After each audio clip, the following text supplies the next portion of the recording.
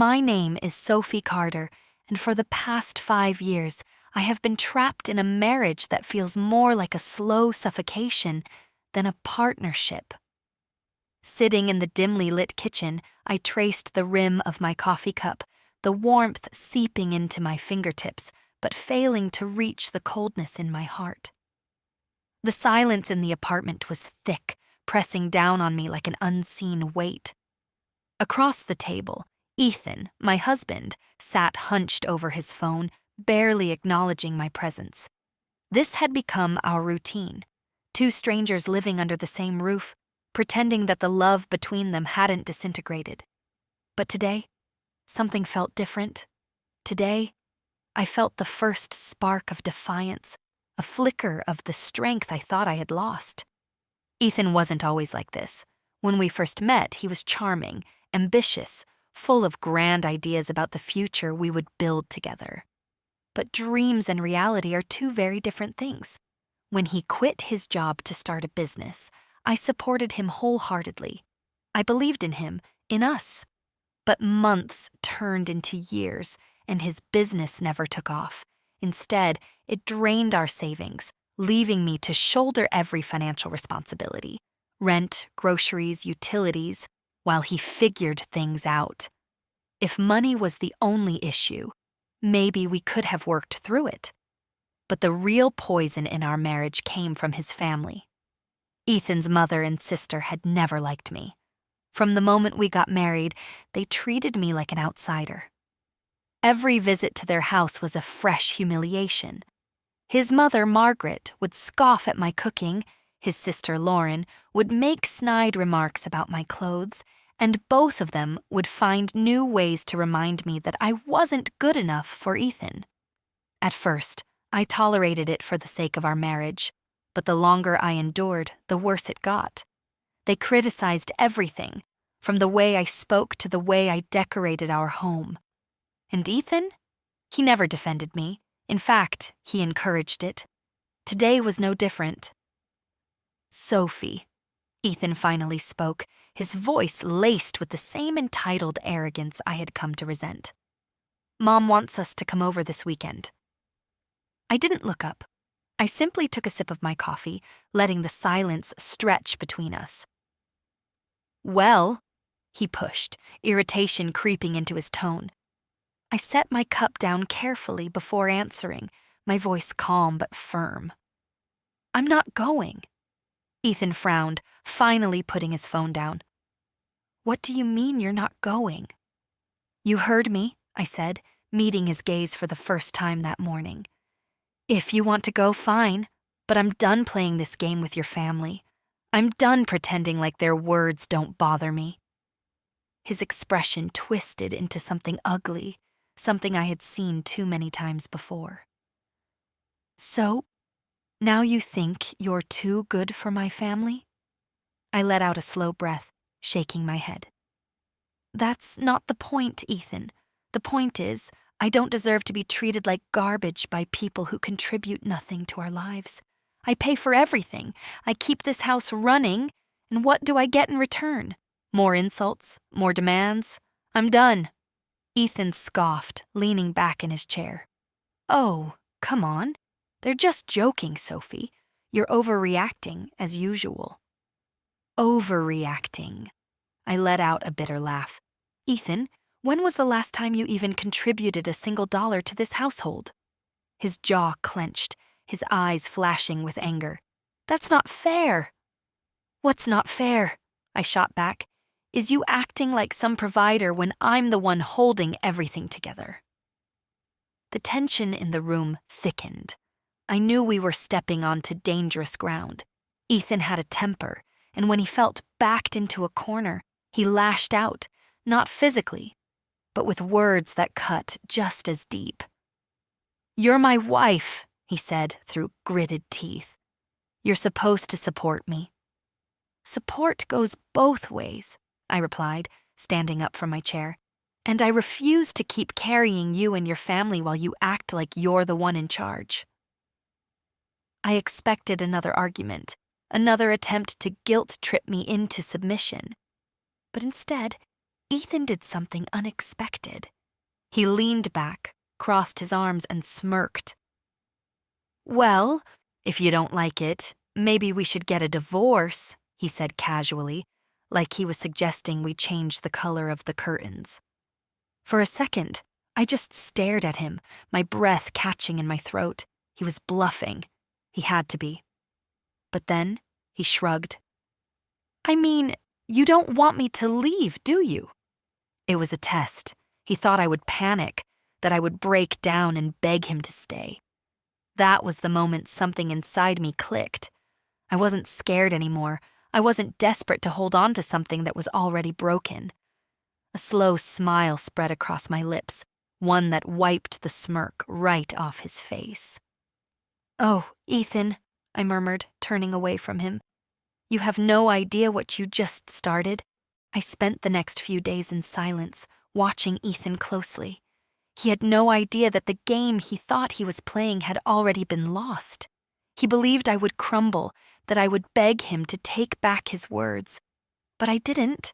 I had spent years holding everything together, our finances, our home, even his self-esteem, while he sat back and let me do the work. But I wasn't going to do it anymore. The moment he uttered the word divorce, I knew it wasn't a threat. It was a gift. Ethan, oblivious to the shift in my mind, continued on as if nothing had happened.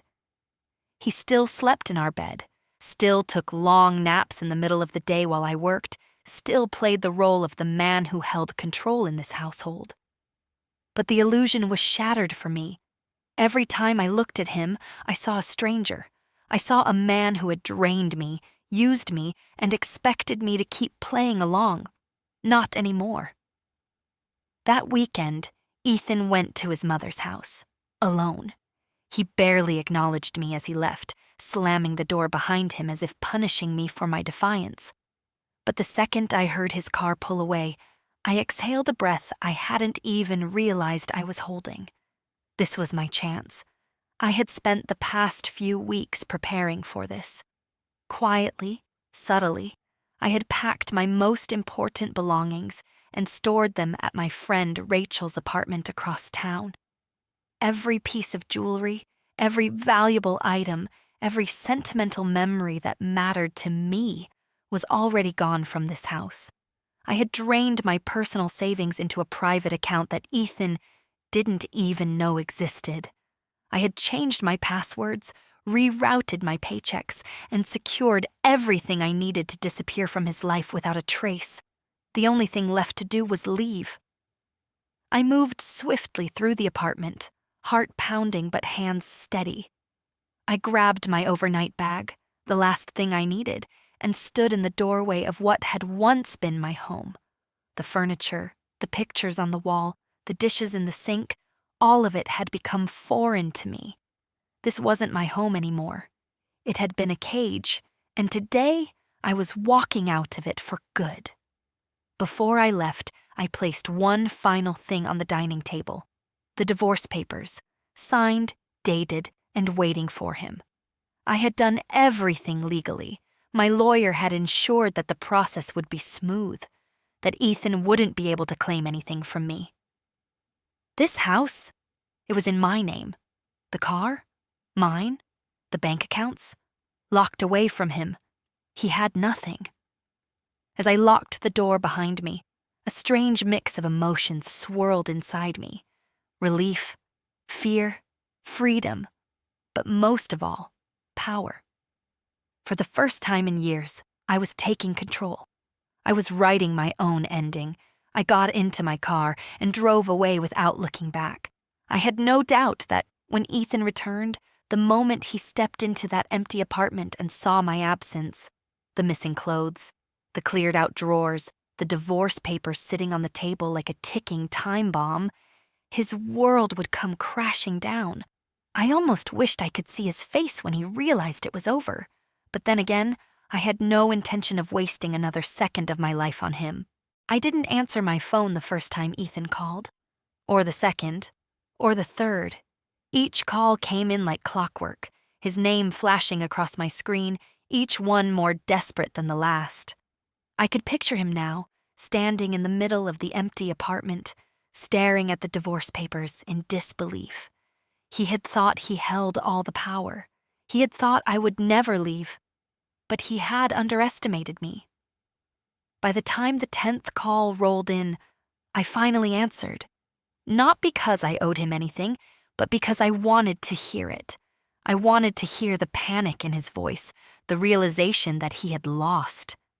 "Ava?" His voice was sharp, urgent. I could hear the way his breath hitched, like he had been pacing the apartment, trying to figure out where I had gone. What the hell is this? I stayed silent for a beat, savoring the moment. Then, in the calmest voice I could muster, I said, "I left." Silence. I could hear the rustling in the background, the way he struggled to process my words. "What do you mean you left?" he snapped, anger beginning to lace his tone. "I mean exactly that, Ethan." I glanced out the window of Rachel's apartment, watching the city lights flicker against the dark sky. I left. I packed my things, filed the divorce papers, and I moved on. His sharp intake of breath told me everything I needed to know. He hadn't seen this coming. He had truly believed that I would stick around, that I would let him continue to control me. But I wasn't that woman anymore. "You can't do this." His voice was lower now, almost a growl. "You can't just walk away." I laughed, not out of amusement, but because of how absurd he sounded. "I can, Ethan," and I did. The rage in his voice was palpable. "Where are you?" That's when I knew. He wasn't just angry. He was desperate. "I'm exactly where I need to be," I said simply. "Far away from you." "You're being ridiculous," he snapped. "Come home, Ava. Let's talk about this like adults." Home? The word nearly made me laugh again. That apartment had never been a home. Not really. It had been a prison, and I had just broken free. "There's nothing left to talk about," I told him. "I gave you years, Ethan. I sacrificed for you. I supported you, and in return, you drained me, used me, walked all over me." I inhaled deeply, steadying my voice. "I'm done." His silence stretched so long that for a moment I thought he had hung up. Then, when he finally spoke, his voice was dangerously low. "You'll regret this." The threat hung in the air between us, but I wasn't afraid. Not anymore. "No, Ethan," I said softly, my voice unwavering. "The only one who's going to regret anything is you." And with that, I hung up. The night after I hung up on Ethan, I expected silence. Maybe a few more calls, a couple of angry texts, but nothing more. I was wrong. The first sign that Ethan wasn't going to let go so easily came in the form of a loud, relentless banging on Rachel's front door. It was nearly midnight, the apartment was dimly lit, and I was curled up on the couch, sipping tea, trying to process everything. When the noise shattered the silence, my heart stopped. Rachel, who had been scrolling through her phone beside me, froze. We exchanged a look, one filled with silent questions, but I already knew the answer. It was him. "Ava, open the damn door!" Ethan's voice was sharp, furious. He pounded again, harder this time. "I know you're in there. We need to talk." Rachel sprang to her feet, her eyes wide with alarm. "Are you expecting anyone?" she whispered, as if we needed to be quiet, as if staying still could make him go away. I swallowed hard. My hands trembled as I set my tea down. "No." He pounded again, his voice rising. "Ava, if you don't open this door, I swear." "That's it." Rachel squared her shoulders and stormed towards the door, her fear shifting into anger. I grabbed her wrist before she could unlock it. "Wait," I said quickly. "Let him yell. He'll get tired." Rachel hesitated. "Or he'll break down the door." I clenched my jaw. She wasn't wrong. Ethan had never hit me, never been violent. but his anger had always been a weapon, one he wielded with words, manipulation, and control. But now that he had lost that control, I had no idea what he was capable of. "Call the cops," I whispered. Rachel hesitated, but the next second, Ethan's voice cut through the air again, this time low, dark, venomous. "I hope you know what you're doing, Ava," he said through the door. "Because when this is over, you'll be the one begging to come back." My stomach twisted. It wasn't just a threat, it was a promise. Then, just as suddenly as he had come, his footsteps receded down the hall. The tension in my shoulders didn't ease until I heard the faint slam of the building door below. Rachel exhaled a sharp breath, still gripping her phone in her hand. "Jesus, Ava, that guy is unhinged." I ran a hand through my hair, my pulse thundering. I know. The relief of him leaving was short-lived. The next morning, I woke up to dozens of missed calls. From Ethan, from his mother, even from his sister. I didn't answer any of them. Then came the texts. "Ethan, you need to come home. Stop being dramatic." "Ethan, you think you can just walk away from me?" "Ethan, fine. You want to play this game? You're gonna lose." The last message made my stomach drop. What was he planning? Rachel leaned over my shoulder as I scrolled through the messages, her expression dark. "He's not going to stop, is he?" I shook my head, gripping my phone tighter. "No." And I was right, because later that afternoon, I found out Ethan had emptied our joint bank account. I stood frozen in front of my laptop screen, my heart hammering so hard it drowned out everything else. 0. That was the balance in my checking account. My own hard-earned money, my savings, gone. I refreshed the page, praying it was some kind of glitch, but the numbers didn't change. Ethan had drained everything. Rachel, who had been watching me closely, leaned in. "Ava, what is it?" My throat tightened. I couldn't speak. I just turned the laptop toward her. Her eyes widened. "Number no way. That..." She stopped, rage flashing across her face. "That absolute piece of..." I pushed back from the desk, my mind racing. I had been so careful. The apartment was in my name, my job was secure, and I had separated most of my finances. But the joint account, I hadn't moved the money fast enough. "He can't do this, right?" Rachel asked. "I mean, legally, isn't that stealing?" I swallowed hard. "Technically, no. It was a joint account. He had access, and now it's just gone." Rachel cursed under her breath and grabbed her phone. "We need to call the bank. Maybe they can reverse it." But as I dialed the bank's customer service line, I already knew what they'd say. And I was right. Unfortunately, since both account holders had equal access, we're unable to retrieve the withdrawn funds without consent from the other party, the representative explained, her tone neutral, as if this was just another Tuesday. I hung up, my hands shaking. Rachel rubbed her temples. Okay. We'll figure something out. You still have your personal savings, right?" I hesitated. Then, slowly, I shook my head. Rachel's face paled. "What do you mean?" "I moved most of it into that account a couple of weeks ago," I admitted. "I was planning to transfer it to a new account, but I got busy with everything and..." I squeezed my eyes shut, feeling the weight of my mistake. Rachel exhaled sharply. Okay, don't panic. We'll get through this." "But how? Rent was due in 2 weeks. Bills, groceries.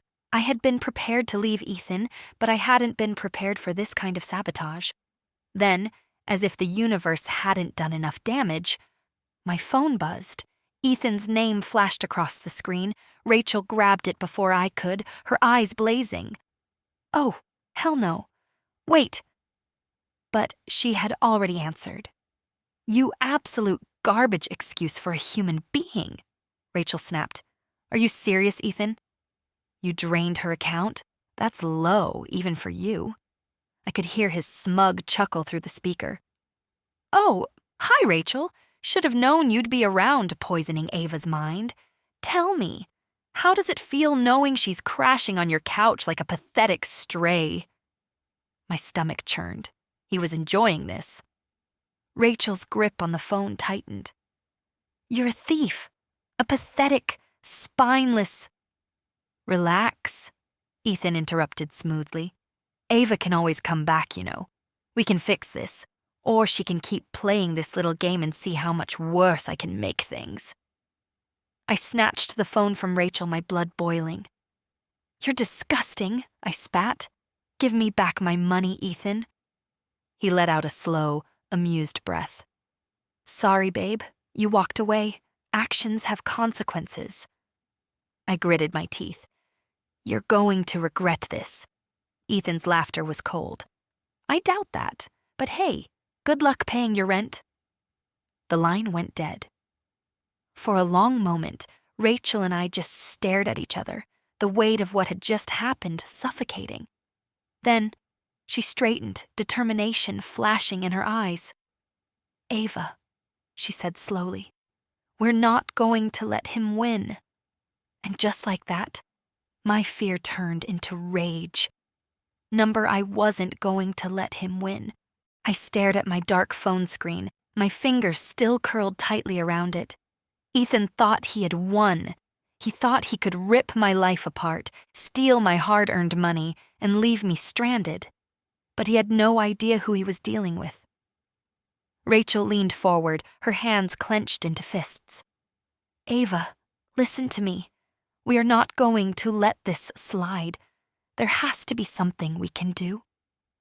I took a shaky breath, trying to gather my thoughts. I don't know, Rach. He covered his tracks too well.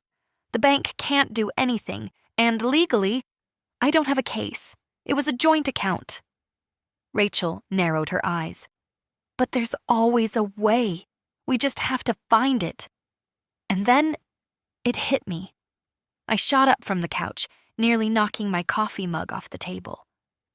The business. Rachel blinked. What? Ethan's business. He never paid the taxes properly. I saw the paperwork months ago. He brushed it off, said he'd deal with it later. My mind started racing, putting the pieces together. If he's been funneling money out of our account and into his failing business, then he's probably been using my money to cover his mess. Rachel's face lit up with realization. If he's been evading taxes, he's in serious trouble. I grabbed my laptop and started searching. Within minutes, I found the email from months ago, the one where the IRS had warned him about potential audits. Ethan had ignored it, like he ignored everything else. Perfect, Rachel breathed. If we report him now, the IRS is going to come down on him hard. A wicked smile crept onto my face. Let's make some calls. The next move. Rachel and I spent the next 3 hours gathering everything we could, old emails, account statements, business receipts Ethan had left lying around. I had access to just enough of his financial records to make a solid case. By the time we were done, I had everything I needed to report him anonymously. I hovered over the submit button on the IRS website, my heart pounding. This is it, I whispered. Rachel grinned. Ava, do the honors. With one deep breath, I clicked. Submission confirmed. It was done. Now, we waited.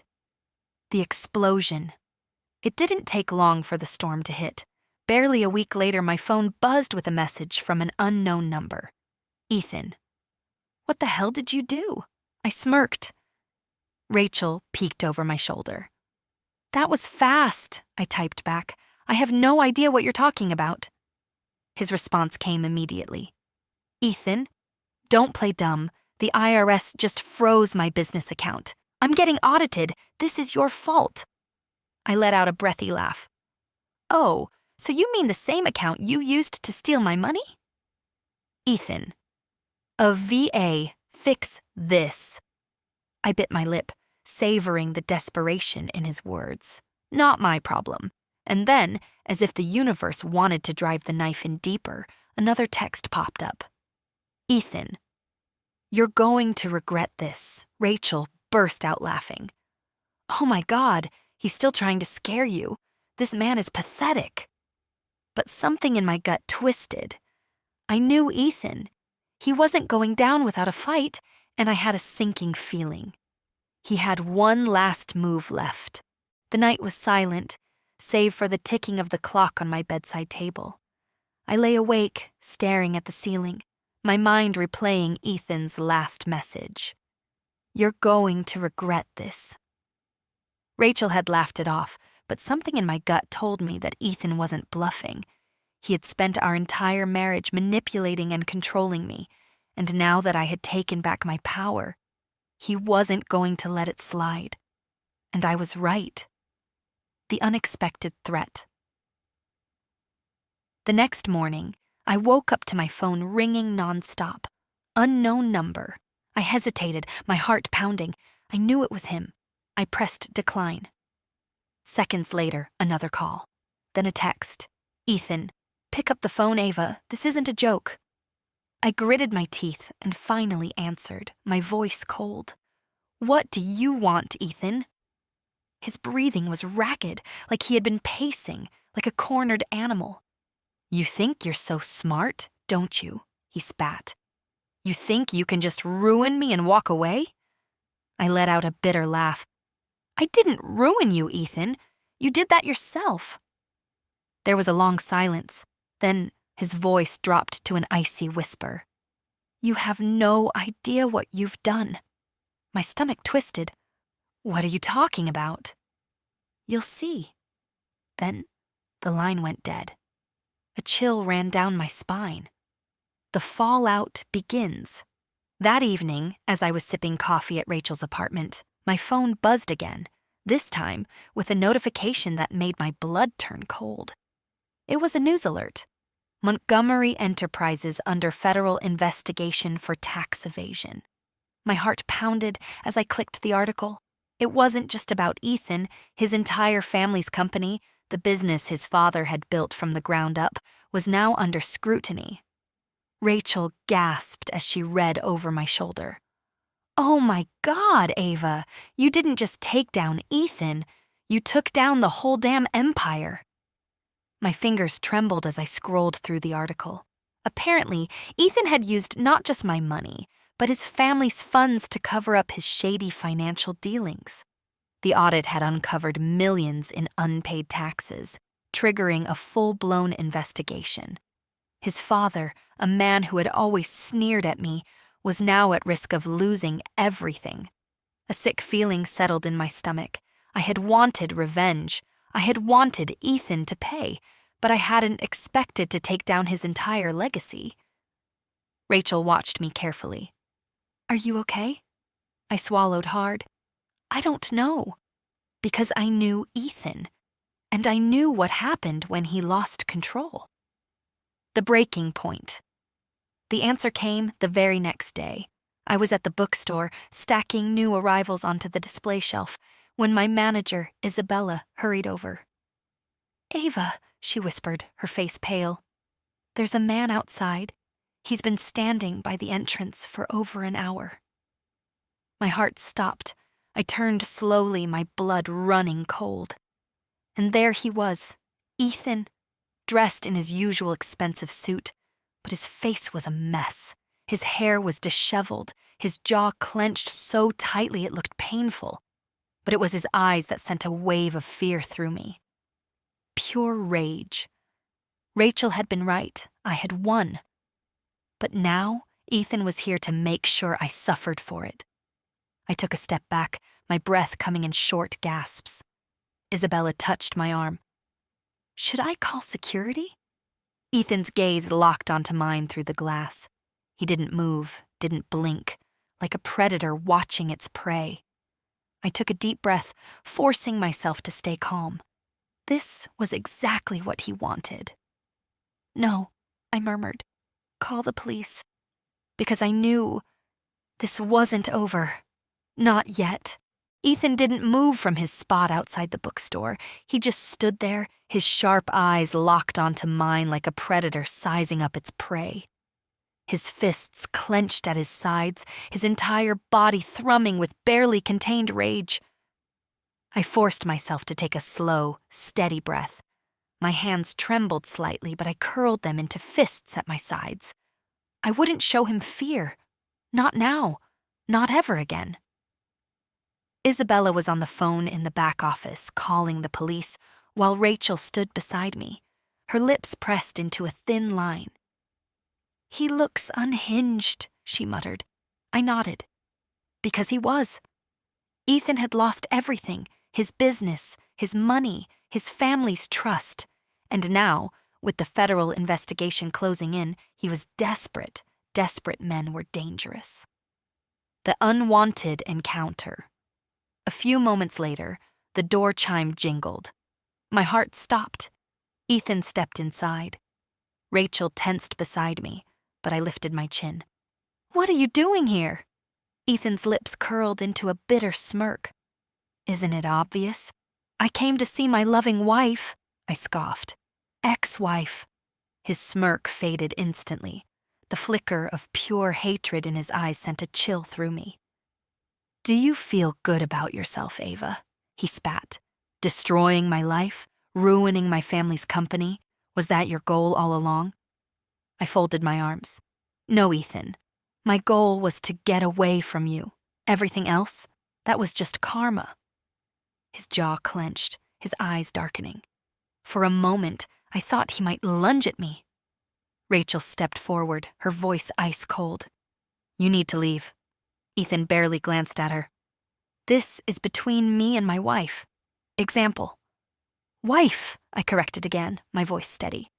"You don't get to barge into my life and make demands anymore." A vein pulsed at his temple, his hands curled into fists, his knuckles white. "You think you won?" His voice was eerily calm now. "You think this is over?" I lifted my chin. "It is over, Ethan. You lost." The breaking point. Ethan let out a humorless laugh, shaking his head. "Wow," he murmured. "I should have known. From the moment I married you, I should have seen it. You were always a selfish, conniving—" A sudden voice cut him off. "Sir, step away from her, now." I turned to see two police officers standing at the entrance, their hands resting on their holstered weapons. Ethan stiffened. "Oh, you called the cops on me?" His laugh was sharp, bitter. "How dramatic." One of the officers took a step forward. "Sir, we've been made aware of the restraining order filed against you. You need to leave immediately." For the first time, real panic flickered in Ethan's eyes. He hadn't expected me to fight back. He had assumed I would still be the woman he controlled, the one who walked on eggshells around him. Not anymore. Ethan's nostrils flared, his fists tightening at his sides. I could see the war raging inside him, the need to lash out, to regain some form of power. But he was outnumbered, outmatched. The officer stepped closer. "Sir, this is your final warning." Ethan exhaled sharply through his nose. Then, with one last glare at me, he turned on his heel and stormed out. As soon as the door swung shut behind him, I felt my knees go weak. Rachel caught my arm. "You okay?" I let out a shaky breath and nodded, but deep down, I knew it wasn't over. Not yet. The final blow. Later that night, I was curled up on my couch with a cup of tea, trying to shake off the day's events. My phone buzzed with a notification. A news alert.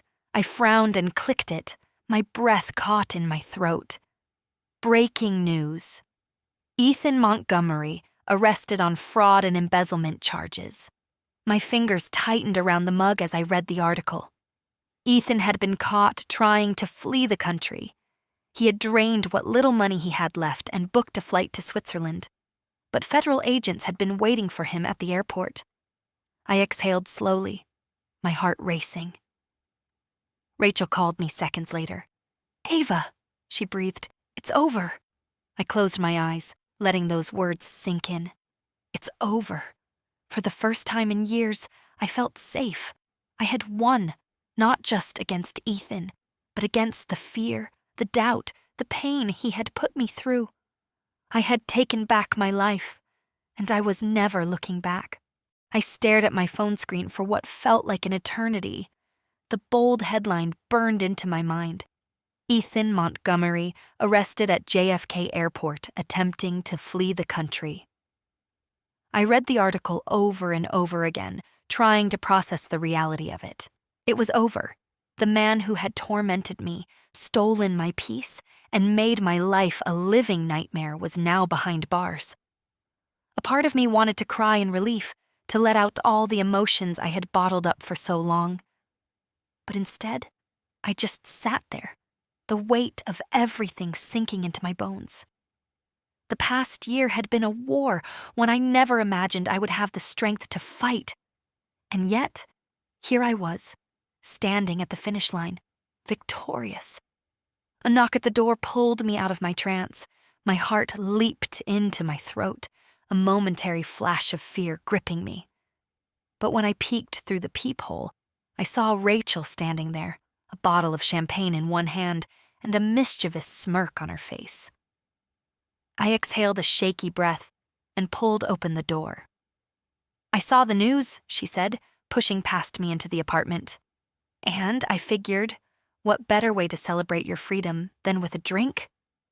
I let out a small laugh, genuine for the first time in a long while. You're unbelievable. She popped the cork, and the sound echoed through my quiet apartment. To new beginnings, Rachel said, handing me a glass. I clinked my glass against hers, letting the weight of those words settle deep within me. New beginnings. For so long, I had been stuck in a cycle of survival. Now, for the first time, I was stepping into a life where I could truly live. Ethan's last stand. We spent the next hour drinking and reminiscing, laughing about the absurdity of everything I had gone through. But in the back of my mind, something still lingered, an itch of unease. I just don't trust that he's really gone, I admitted, setting my glass down. Rachel's expression darkened. Ava, he was arrested. He's in jail. He can't touch you anymore.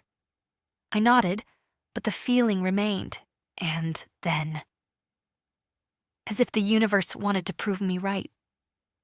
My phone buzzed. My stomach twisted into a knot when I saw the caller ID. Unknown number. Rachel noticed my expression immediately. Don't pick it up. But something inside me needed to know, needed to hear it for myself. With shaking hands, I pressed accept and slowly lifted the phone to my ear. There was silence on the other end for a moment, and then, Ava. I felt the blood drain from my face. It was Ethan. His voice was eerily calm, but there was something off about it, something that sent a chill slithering down my spine.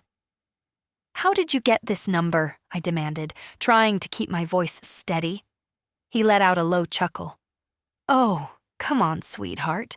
You didn't think I'd let you go that easily, did you? Rachel snatched the phone from my hand and pressed the end call button so fast that I barely had time to react. What the hell was that? She hissed. How did he call you?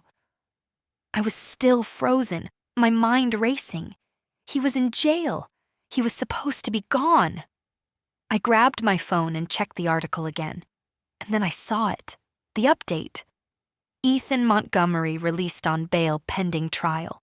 I nearly dropped the phone. Rachel cursed under her breath. Of course that bastard had a backup plan. My hands clenched into fists. Ethan had always been ruthless, always had a way to manipulate people into getting what he wanted. But this time, he wasn't going to win. The final choice. For the first time in my life, I wasn't afraid.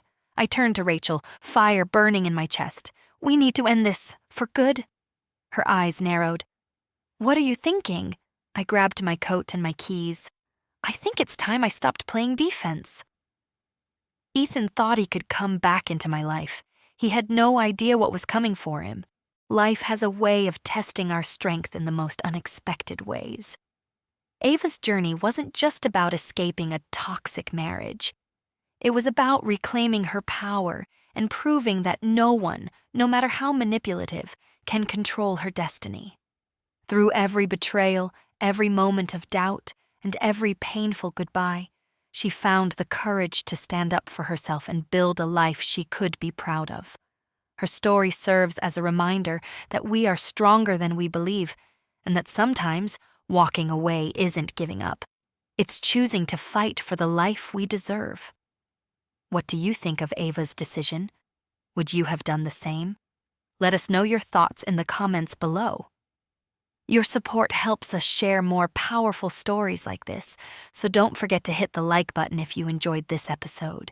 And if you want to hear more gripping tales of love, betrayal, and revenge, subscribe to Men's Cheating Story and turn on notifications so you don't miss the next chapter. There's more drama, more suspense, and more eye-opening moments ahead. Stay tuned.